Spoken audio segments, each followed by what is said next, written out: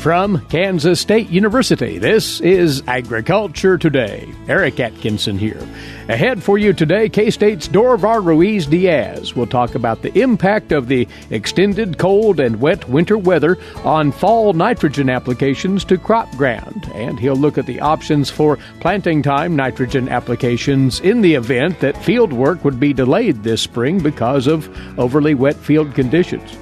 Then another profile of a Kansas farm couple who've earned recognition as Kansas Master Farmer, Master Farm Homemaker. They'll be formally honored in ceremonies tomorrow night here in Manhattan. Featured today, Mark and Joanne Noll of Brown County. And later this week's horticulture segment, K-State's Ward Upham talks about establishing a new rhubarb bed in the home vegetable garden. All that and more coming up on Agriculture Today. While many people know hunger is an issue in developing countries, it is also a problem in our own backyards.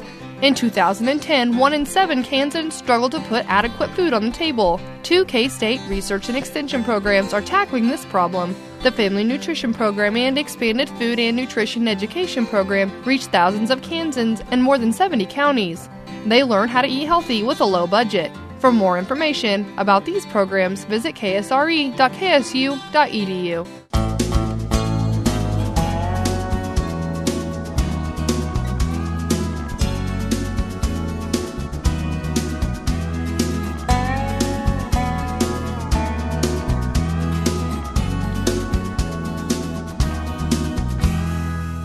You're listening to Agriculture Today and addressing more questions that are stemming from our cold and wet winter in Kansas. And our guest is getting these same kinds of inquiries now about nitrogen fertilizer applications ahead of the spring planting season. In fall-applied nitrogen, have we seen losses because of the conditions over the last several weeks? Joining us again is crop nutrient specialist Dorivar Ruiz-Diaz of K-State Research and Extension. Dorivar, in fact, this is such an atypical winter that this prompts the kind of questions that you're hearing about those nitrogen applications last fall, right? Yes, Eric, it is a common question, and we have weather conditions these winter months, and that's obviously generate the question in terms of whether we're perhaps losing some nitrogen that was applied last fall. And we have to keep in mind what's really needed for nitrogen loss from the soil. And one thing that is a key important factor here is that all the nitrogen needs to be in the nitrate form to be subject to any nitrogen losses. So if we apply nitrogen in the fall, either as ammonia or urea or UAN, that nitrogen from ammonium will need to be converted to nitrate for any losses to happen. And that's really a process that is driven by microbial activity. So we basically need to have oxygen, and we need to have warm temperatures typically for that activity to happen. So I think in general, the fact that we have basically lower temperatures in the soil this year is helping us a lot in this respect. And I don't think we have the conditions to have significant nitrification at this point to really have significant losses up to this point. That's very encouraging. Now, when one applied that nitrogen last fall, will that be a variable to consider if they applied fairly early on and there were warm temperatures before the cold set in for good? Yes, and that's a good point, because I think also actually on the other hand, we have a lot of people that were not able to apply anhydrous, for example, or do any nitrogen application last fall because of the soil conditions. And I think we have also, again, lower temperatures last fall, and we basically get into winter, cooler temperatures, and stay that way pretty much all the winter. So I don't think we have significant chances for losses for most soils. Of course, we do have usually some soils that will be more coarse texture soils that may be a little bit more subject to some of these nitrogen losses. But of course, those type of soils, typically we will not encourage any fall application of nitrogen for the most part. So again, I think up to this point, I really don't think we have a significant nitrification happens, and obviously we shouldn't have a lot of losses for that. And the leaching question is not in play here because of the frozen soils keeping that product in place there. Absolutely. So that's a positive aspect of the lower temperatures. Yes, it's been wetter, but also saturated soil, low oxygen in the soil, actually is keeping that nitrogen in the ammonium form, which again is not going anywhere. And that's something that I think is positive from the nitrogen loss standpoint. But referring back to something you said just a few moments ago, some producers were not able to get that nitrogen applied in the fall because of wet field conditions, and it may remain wet for a time. So that's starting to bring up concerns about those applications period as we head into spring cropping time. Right. That's an excellent point, and I hear a lot from in different across the state really that again, producers that were not able to put anhydrous, that may be planning to do anhydrous application around this time of the year. Of course, we're still too wet to do any of that, and so we are considering other options. And of course, we do have one of the advantage of anhydrous, of course, usually tends to be the lower price. But if we're looking for more flexibility, we can definitely start to look at dry and liquid options, urea and UAN and nitrogen. And in general, in terms of agronomic efficiency, they all should be equivalent in terms of agronomic efficiency as long as we're doing the right application method. So I think that will give us a lot more options with either liquid or dry fertilizer. We have more flexibility in terms of time of application perhaps, and we can get in the field. We don't have to inject that fertilizer like we do in anhydrous. So I think we can get into the field maybe a little bit easier compared to anhydrous, and also give us flexibility in terms of time of application, either pre-plant application or even think about doing side-dress application, which is perhaps something that we need to consider at this point. Let's talk about that in more detail. If one does have troubles, but they have to get that crop at least seeded, the side dress application can be an alternative. What do producers need to think about there? Yes, this is an excellent question, and if we are not able to put nitrogen pre-plant and we are planning to do side dress, again, we can either do dry or liquid fertilizer application. Typically, one of the key points to think about here is that it's always good to have at least some nitrogen at planting time. So producers who are set up to do starter fertilizers, this could be an opportunity to put a little bit higher rate of nitrogen, especially if we are doing 2x2 or dribble application. We can increase that rate, and we can easily put 20, 30 pounds of nitrogen, and that should be enough, at least early in the season, to supply some nitrogen, then come back with that early side dress, which could be V6, V8 growth stage, and basically put the entire rate of nitrogen. And so that's definitely a good alternative. It could be actually a very efficient approach. Of course, we tend by splitting that nitrogen, we can minimize any losses. We can increase nitrogen use efficiency. And one thing to keep in mind here is that newer hybrids tends to have a lot more flexibility in terms of nitrogen uptake. So we can basically put nitrogen later in the season, and the corn can still benefit from that nitrogen as long as the nitrogen will move in the root zone. Mm-hmm. And so we do have some new data showing that applications even as late as VT, corn that's tasseling, the corn still taking up that nitrogen. So, of course, if we're going that late, we're going to need to have some nitrogen early on, and that's the key here. But if we are thinking about early side dress, again, a small amount at planting time and then coming back at V6, V8, I think would be an excellent option. But don't skip the starter fertilizer. That sounds like a large part of your message here. I think if we are thinking about, delaying some of that nitrogen application, we do need to have some nitrogen early on. And the other approach, of course, will be to, if we are not able to do any starter fertilizers, get there as soon after planting. And again, we don't have to wait until V6, V8. We can do the planting and then come back with a nitrogen application as soon as possible. And one does have to pay attention with the starter on placement of product. Is it as important with the side dressing then? With the placement, one of the concerns here with nitrogen is that if we are putting in furrow with high rates, we can have significant seedling damage. So the main point about placement with nitrogen here in the starter fertilizer is not to put too much nitrogen in contact with the seed. So in this case, we are talking, if we do in furrow application, typically we will not recommend anything higher than about 10 pounds of nitrogen. Yeah. However, again, if we are dribbling that nitrogen, or if we are doing 2x2, we can put very high rates, even 100% of the nitrogen rates, typically without any issues. So that gives us a lot of flexibility if we are not putting that nitrogen in contact with the seed. And so again, that's another alternative. And again, in general, if we are splitting that nitrogen, give us a lot of other benefits in terms of nitrogen use efficiency. We are minimizing any potential losses, putting that nitrogen closer to when the plant is needed. So again, that's something to think about this year. Especially if we're not able to put nitrogen now and later in the spring as we move forward. Yeah.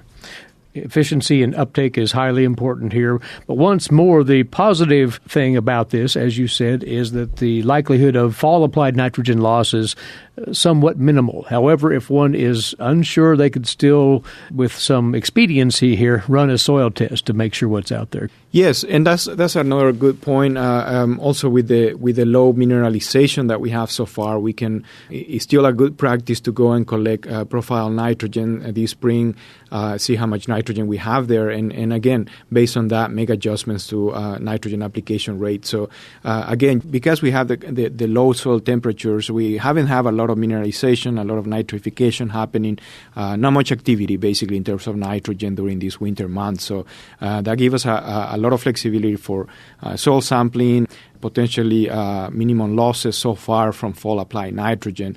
And the question really is what do we do with sources and options moving forward, especially if we continue to have saturated soil conditions. Weigh your alternatives, producers. Hopefully the weather will change, the field conditions will clear up so that field work can resume once again. But take note of what you might have to do in terms of your nitrogen fertilizer pre-plant or possibly post-plant applications here, if need be, as we move closer to planting time for corn and other spring crops. We appreciate the comments, Dorivar. Thank you. Thank you. He's a crop nutrient specialist with K-State Research and Extension. That's Dorivar Ruiz-Diaz. Of course, consult your local Extension agricultural agent as well for further localized input on your nutrient management, particularly with respect to nitrogen, rolling into this growing season ahead. And by the way, be watching for a new article on this very topic that Dorivar is authoring as we speak. It'll be in the E-Update newsletter series out of the Department of Agronomy. Keep an eye out for that at agronomy.ksu.edu. We'll be back with more in a few moments. This is Agriculture Today.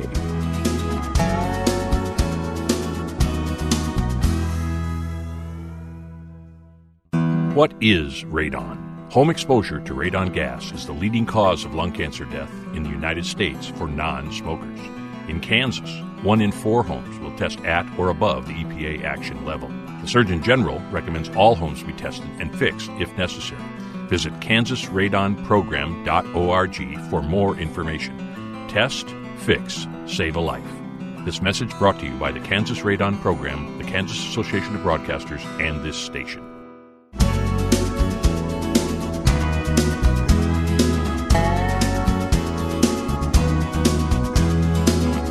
Now for you on Agriculture Today, the next in our series of features, recognizing the 5 Kansas farm couples who will be inducted in ceremonies tomorrow evening as Kansas Master Farmers, Master Farm Homemakers, Class of 2018. This recognition program co-sponsored by K-State Research and Extension and Kansas Farmer Magazine. The Noll family has been farming for 5 generations in northeast Kansas. Originally, the farm was located northeast of Topeka in Jefferson County, but the Nolls were uprooted by the construction of Perry Reservoir, so they relocated to northwest Brown County some 50 years ago. That's where Mark Noll set his sights on farming for a living. After graduating from Kansas State University, first with an animal science degree, then a master's degree in swine management and nutrition, he returned to raise cattle, hogs, and crops with his father. Joanne earned her nursing degree from Marymount College in Salina and has worked part-time in the healthcare field ever since, while being fully involved in the management of the farming operation and raising 6 children, one of which, Ethan, has now returned to farm with Mark and Joanne. The operation today spans 920 acres, corn and soybeans, feeder cattle, and contract pig production make for the foundation of the farm. And the Nolls have been prominent leaders locally. Mark notes that the approach to farming has changed some on the Noll operation over the years following his return. Well, it was complete tillage back then. You know, you plowed everything, you disked everything, you harrowed everything, and then you planted. And then we had a small farrow-to-finish hog operation. We had cows. We had a few milk cows. So we were very diversified back then, did a lot of hay. Being diversified is a good thing, but you can get spread thin. You've narrowed it since. Yeah, first the milk cows dropped off, and then we had 150 to 175 sows. And I don't know if you've ever seen the movie Forrest Gump, when he's out there running, and then he says, "I'm tired, I think I'm going to stop now." That's how I got out of the hog business. I just couldn't do it. You know, the kids had left for college and gone, and that was a lot for one guy. And so we stopped farrowing, which made life a lot easier. Joanne, did you grow up on a farm? No, I didn't. I grew up in the city of Eudora, and both my parents grew up on farms, and so, you know, it was kind of in the family, you know, our history and you know, how we approach things, but I grew up in town. And you went on to pursue a degree in nursing. Yes, correct? That's correct. I went to K-State for 2 years, and that's where I met Mark. Blind date. Blind date. And then I went to the Marymount College in Salina for my nursing degree. And so that's where I finished up. And then when Mark came back to the farm, you came with him, obviously. And, yes. And did you pursue nursing as a career for a time? Yes, I did. I worked in Falls City, Nebraska. But then when we started our family, at that time, it seemed like the right time. I stayed home, and then the kids kept coming, and so I continued to stay home. And I've worked part-time at the school, substituting as a school nurse and as a teacher.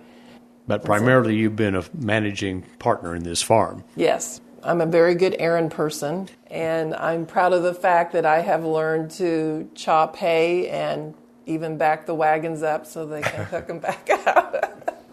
That took some effort for me.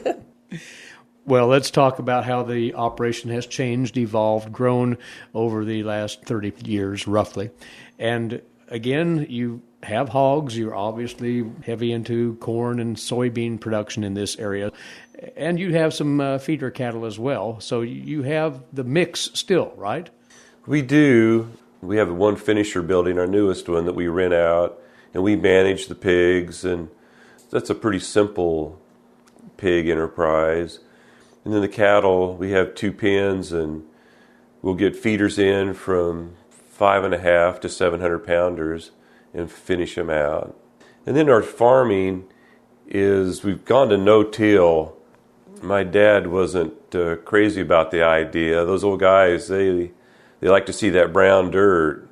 But no-till, especially for the poorer ground, has just helped it tremendously. Especially that tight clay that we thought would never, ever work for no-till, it really improves that ground. No-till fits the terrain in this area hand in glove. It does. It does. Have you tried to be somewhat aggressive in other technologies along the way, or just take it a bit at a time? Well, it's been a bit of a time. We put the shutoffs on the planter so that, you know, with all these terraces, you have all these point rows. And so before we had shutoffs, you would double up on all those where the rows come together. So we started with that, and then we went from that to mapping. We map the yields on the combine, and we can do variable rate planning. We do variable rate fertilizer applications, hybrid mapping, we can tell. And so it's amazing, the technology. Yeah, it's pretty amazing what we do now. Although you can have everything right on a planting day, and if something electronical is not working, that can be challenging. You stop. Yes. Part of this recognition includes your activities off the farm, the both of you, in support of community interests. With your young people, you were deeply engaged in 4-H county fair. Yeah, the kids all were in 4-H for their entire childhood here. And so, of course, we were active. I was a community leader, project leader, was superintendent of the style show at the county fair, and we would spend all week at the fair because we lived clear on the other side of the county from where the fair was. And so I would take the kids down there beginning of each day and spend the day. It was good. I feel like it's made a difference in their lives and, help them to be successful in what they have done. And I enjoyed it. I grew up in 4-H, and it's been a big part of my life and fully enjoyed it. Then, it spread to school. I was on the school board for 4 years. So, and we were active in church, still are. That's kind of, now that the kids are gone, I have been part of the Friends of the Library Board and now the Regional Library Board, where we meet in Lawrence once a month. And on the Northeast Kansas Area Agency on Aging, I'm on that board now too. So I'm still learning things. Mark, you were involved in the local pork producers board for a time. We did. We promoted pork burgers. We cooked thousands and thousands of pork burgers, cooked them at the fair. And I was on the sale committee for the fair to sell the pigs. And with all the boys, they played, summer sports and Mark coached all the boys. Baseball. And baseball and the little boys' basketball. That was fun. No grass growing under your feet then. No. But commitment to community is pretty important to the both of you. That's clear. It is. It has been. And, it takes a community to raise your children. And I think that's how it's done, is that, there's lots of people in our community that do the same thing. And, that's where our friends are. And we enjoyed the time that we were doing it. I mean, it could be difficult at times, to leave the field to go coach or do whatever, but it was time well spent. We were a tag team. He knew when he had to be home, and I would meet him at the door with a drink and a sandwich and a clean set of clothes, and then out they go. And yeah, we were busy.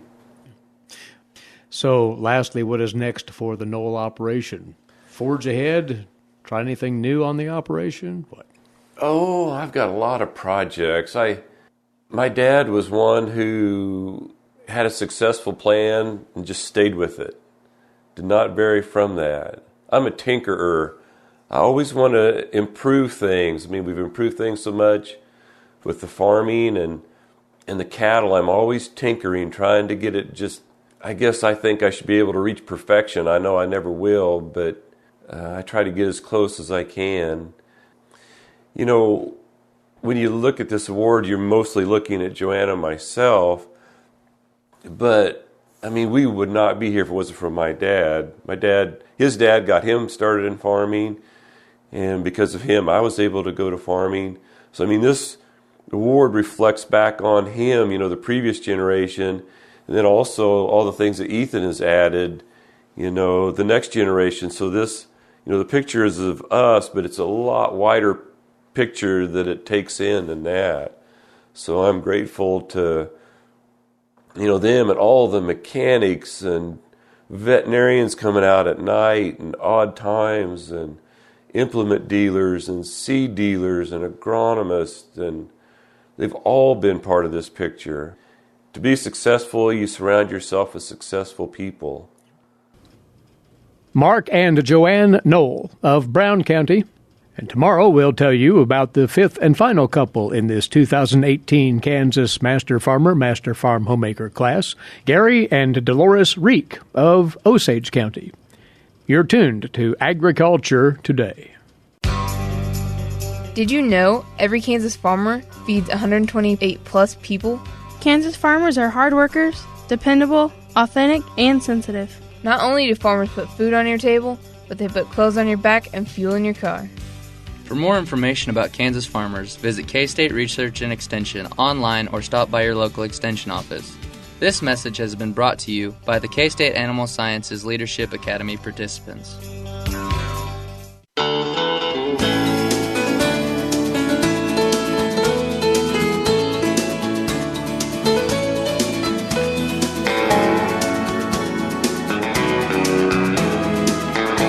You're listening to the K-State Radio Network and Agriculture Today. Welcome back. Eric Atkinson here. And now to today's agricultural news headlines, courtesy in part of DTN, and an interesting new forecast out yesterday from the USDA. Net farm income in the U.S. is expected to rise 8% here in 2019, but the increase will not make up for the 18% drop last year. The USDA releasing its first farm income forecast for 2019 yesterday. In its broadest measure of income, net farm income, the USDA projects a $5 billion increase to $69 billion in inflation-adjusted 2019 dollars. Net farm income defined as incorporating non-cash items, including changes in inventories, economic depreciation, and gross rental income. Net cash farm income, that's a look at cash receipts and government payments minus expenses, is projected to rise $2.7 billion, or nearly 3%. Despite that rise, net cash farm income still expected to be the second lowest level since 2009. Both of those major income values still projected to be below the averages from the years 2000 to 2017 overall. Now, breaking it down further, commercial farms, which USDA pegs as having more than $350,000 in sales, will average around $131,000 in farm income. That would be a 10% rise from last year. And crop and livestock receipts are expected to rise a combined $8.6 billion. Now, the bulk of income gains for farmers will come from higher commodity prices, according to the USDA. Crop receipts expected to increase $4 billion, or about 2%. Corn cash receipts projected to rise $2.5 billion, or 5%. Cotton and wheat also expected to see rising cash receipts, but soybean cash receipts are expected to decline $2.6 billion, or nearly 7%, because of both lower prices and lower volume sold. Livestock receipts are projected to rise $4.6 billion, about 2%. Cattle and calf sales to increase $2.6 billion, 4%. Dairy expected to see a $2.7 billion increase. That would be around 8%. And hog receipts are expected to decline $700 million, down 3% because of lower prices. Also, government payments, according to the USDA, are expected to decline $2.3 billion, down to $11.5 billion. The market facilitation program payments projected at $3.5 billion this year, after $5 billion in payments were made last year. Payments that are the function of crop prices, the ARC and PLC programs specifically, will drop $1.7 billion this year. That's a 45% decline.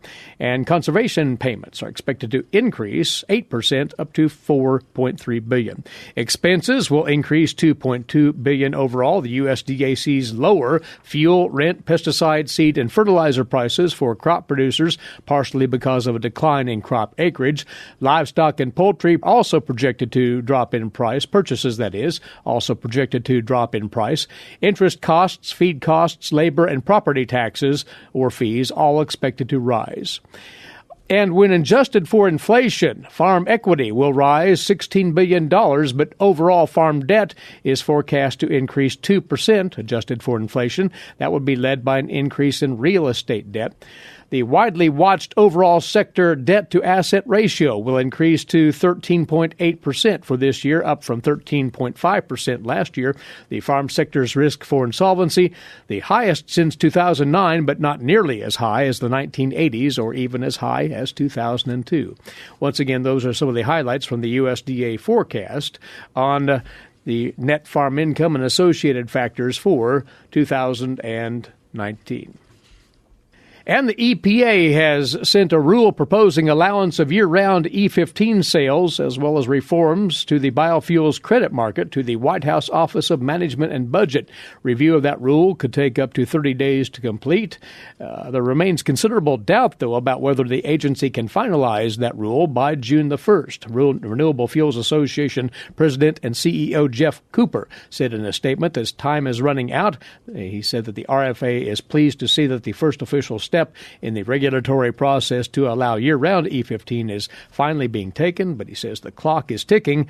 There are now just 87 days, he notes, before the start of the summer driving season, and in his words, every day counts.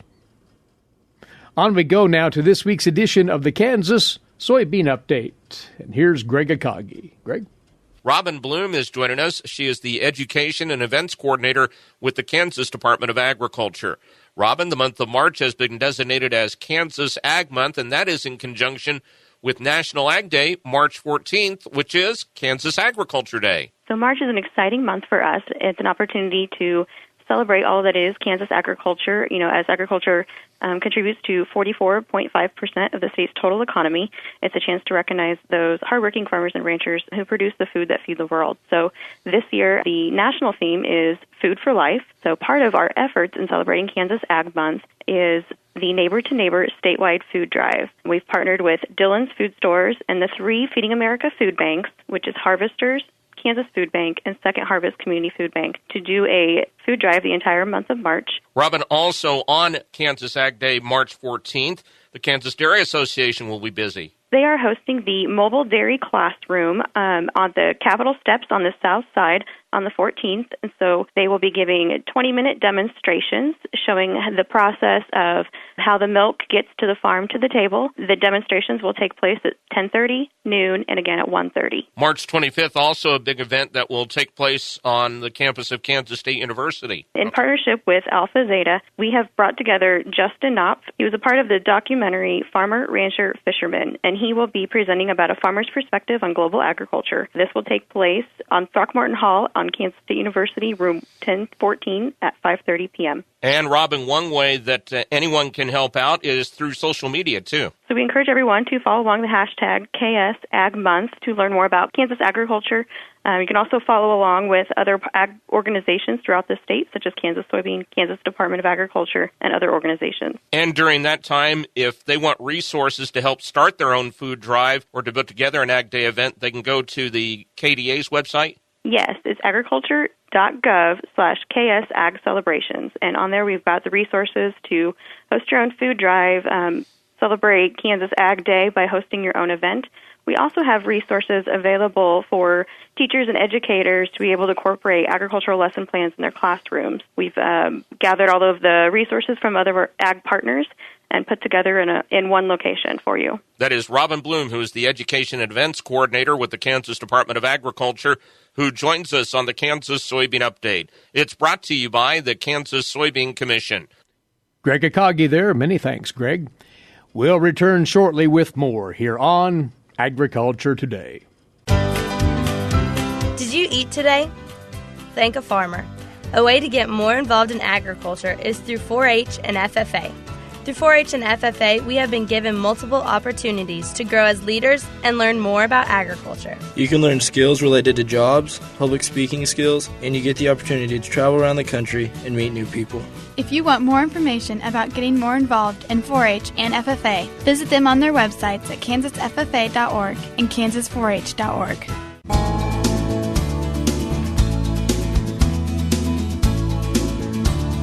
This Agriculture Today comes to a close with our weekly horticulture feature for you, and getting into, very gradually, the vegetable gardening season in Kansas. We'll talk of one vegetable. It probably deserves more attention than it routinely gets from our growers, and that is rhubarb. To talk about establishing a rhubarb planting with us now is K-State horticulturist Ward Upham. This is one of the earliest things that would go into the home vegetable garden, right, Ward? That's right, and it is a perennial like asparagus, so it's one of the only 2 vegetable crops that's commonly grown in Kansas that is a perennial. And so because of that, it needs to be placed in a position or a place in the garden where it's out of the way.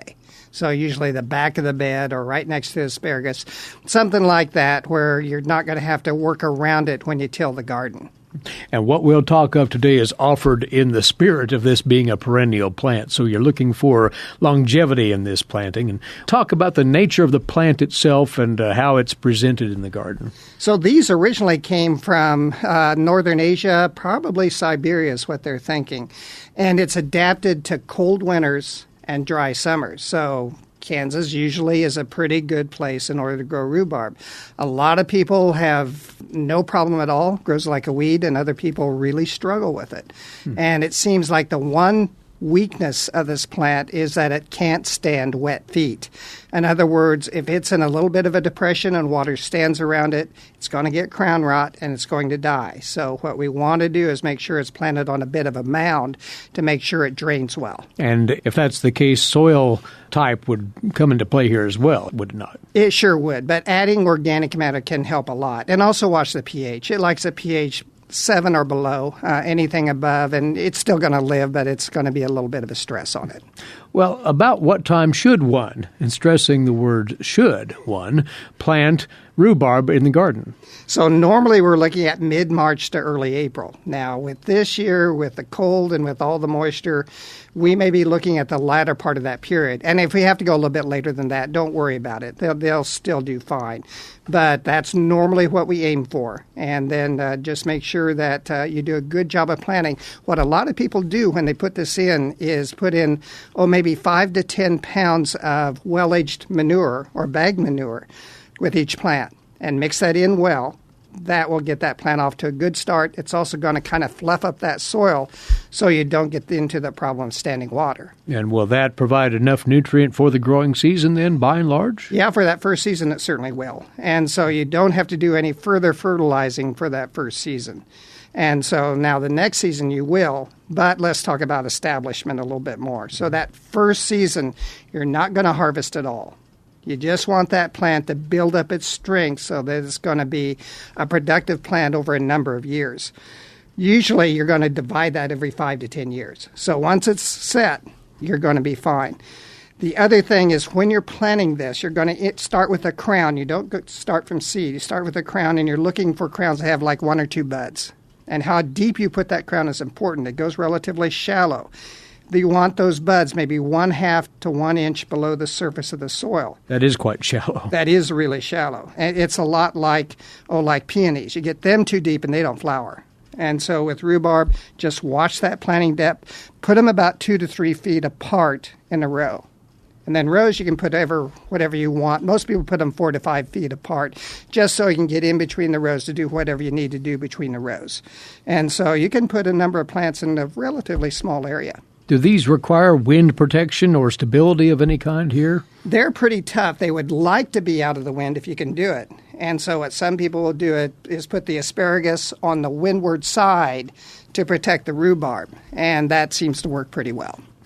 You have some information on rhubarb varieties. Now, is there quite an assortment out there, Ward? There's not a tremendous amount of varieties, but ones that we know do well are Canada Red, Crimson Red, McDonald, and Valentine. Now, there may be others that do well, but they haven't been tested. And so those are ones that we know are going to do well. And based on their hardiness as well as their productivity then. That's right. So they'll do well. Just watch out for that crown rot. Well, as important, and you hinted at this, care following the transplant of the rhubarb, and you've the harvest routine where you skip it the first year, get that established. What else needs to be thought of there? So that first year, just make sure you keep it well watered, but never waterlogged. Then it's going to have enough fertilizer to make it through that first year. The second year, you're not going to harvest very much, just a few stalks, and that's all you're going to do. Third year and after, you can harvest for the whole rhubarb season. Now, the rhubarb season is about 8 weeks. And so you can snap off those stalks, but never take over about a third from the plant at any one time. And choose the largest and nicest stalks, and after about 8 weeks, they're going to get smaller. And so then you let that plant recover, and at that time, you give it a little bit more fertilizer to help it recover. So once those plants are well established, you're going to fertilize twice in a year. You fertilize just before they start to grow. That's going to be, in most years, going to be late March. And you're going to put, maybe about a half cup per plant of a 10-10-10 or 12-12-12. Some balanced fertilizer. Yeah, just a complete balanced fertilizer will work well. So about a half cup per plant then. And then after harvest, you're going to use about a quarter cup, but this is going to be a high nitrogen fertilizer. Now, it's going to be a higher analysis. What we normally use is probably going to be a lawn fertilizer, just because it's so hard to find anything that is a high nitrogen fertilizer other than lawn fertilizers. It's going to be something like a 27-33, 28-44, 30-3-3, anything with that first number much larger than the other two. Use about a quarter cup of that per plant, and that takes place right after harvest. So first fertilization before the plants come up in late March, second fertilization right after you're done harvesting. Earlier, Ward, you noted that rhubarb does not like wet feet. So is mulching these crowns a good idea? You can mulch them. Just be sure that those plants are set a little high so that that water that does get around that plant doesn't stand there, doesn't waterlog it. As long as it drains, it's going to be fine, even if it's mulched. But you don't have to mulch them. A lot of people do just to keep down the weeds. It's all about establishing that bed at the outset in a good shape. And once more, Ward, like with a number of our other vegetables, we're going to have to wait perhaps a little bit later, the early planted vegetables, that is. But there will be this window of opportunity yet a few weeks ahead. There will be. There will be. I mean, we are starting out with a cold spring, which means that we can probably go a little bit later than we normally do with whatever we need to get done. So adjust your planting calendar accordingly. And in the case here, try the rhubarb as a salad crop and see if you can't get one of those beds established. And we always appreciate the input. Ward, thank you. You bet. Some guidelines on rhubarb plantings from Ward Upham, horticulturist with K-State Research and Extension. That is this week's horticulture segment. Our time is gone for today. Thanks for listening in. And for Britton Rucker, Eric Atkinson for Agriculture Today. This is the K-State Radio Network.